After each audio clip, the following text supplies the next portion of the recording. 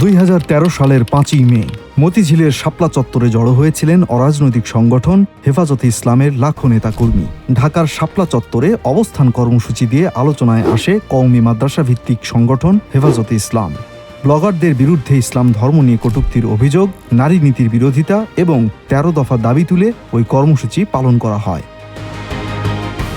সেই সমাবেশ থেকে পেশ করা দাবি বিষয়ে ওই সময়ের আওয়ামী লীগ সরকারের পক্ষ থেকে কোনো সুরাহা না হওয়ায় সমাবেশ অব্যাহত থাকে। সেদিন 5ই মে দিন গড়িয়ে রাত হলে তৎকালীন ডিএমপি কমিশনার বেনজির আহমেদের নেতৃত্বে অপারেশন ফ্ল্যাশ আউট নাম দিয়ে এক ভয়াবহ অভিযানে মতিঝিল শাপলা চত্বর এলাকা বিভীষিকাময় হয়ে ওঠে।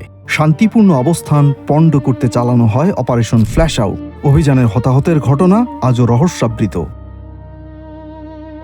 রাষ্ট্রযন্ত্রকে ব্যবহার করে পরিচালিত ওই নির্মমতা ও মানবতা বিরোধী অপরাধের বিচারের দাবি হেফাজত সহ বিভিন্ন শ্রেণীপেশার মানুষের।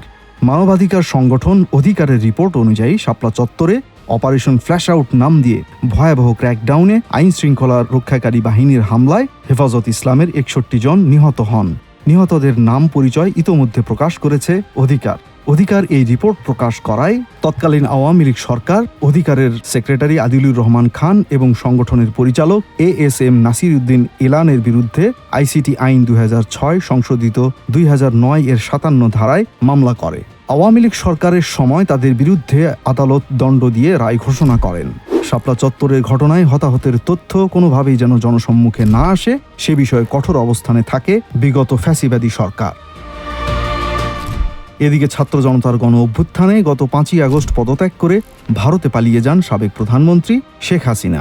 এরপর শাপলা চত্বরে হত্যা, নির্যাতন সহ মানবতা বিরোধী অপরাধের অভিযোগে আন্তর্জাতিক অপরাধ ট্রাইব্যুনালে মামলা হয়। মামলায় ক্ষমতাচ্যুত প্রধানমন্ত্রী শেখ হাসিনা, গণজাগরণ মঞ্চের মুখপাত্র ইমরান এইচ সরকারের সুনির্দিষ্ট নাম উল্লেখ করে অভিযোগও দাখিল করা হয়। 13 বছর আগে ঘটে যাওয়া নারকীয় এ ঘটনার সঙ্গে আইন শৃঙ্খলা রক্ষাকারী বাহিনীরা কারা কিভাবে জড়িত এবং এর মূল হোতা কারা ছিলেন তা উদ্ঘাটন করতে পুলিশের কাছে বিস্তারিত তথ্য চাওয়া হয়। জড়িতদের মধ্যে অনেকের নাম পরিচয় এবং ওই রাতে তাদের কি ভূমিকা ছিল এ বিষয়ে ট্রাইব্যুনালে তথ্য আসতে শুরু করেছে বলে সূত্র জানায়। আন্তর্জাতিক অপরাধ ট্রাইব্যুনালের সূত্রে জানা যায়, ঢাকার শাপলা চত্বরে 2013 সালের 5ই মে সংঘটিত হত্যাকাণ্ডের তদন্ত প্রায় শেষ পর্যায়ে। এখন পর্যন্ত শুধু ঢাকাতেই 32 জনকে হত্যার তথ্য পাওয়া গেছে বলে জানিয়েছেন চিফ প্রসিকিউটর আমিনুল ইসলাম। তবে তদন্ত শেষ পর্যায়ে থাকায় প্রকৃত মৃত্যুর সংখ্যা এখনই নিশ্চিত করে বলা যাচ্ছে না। রহস্যে মোড়া এই ঘটনার সুষ্ঠু বিচার ও তদন্তের ফলাফলের অপেক্ষায় রয়েছে সমগ্র জাতি। আরিফিন আল ইমরান, RTNN।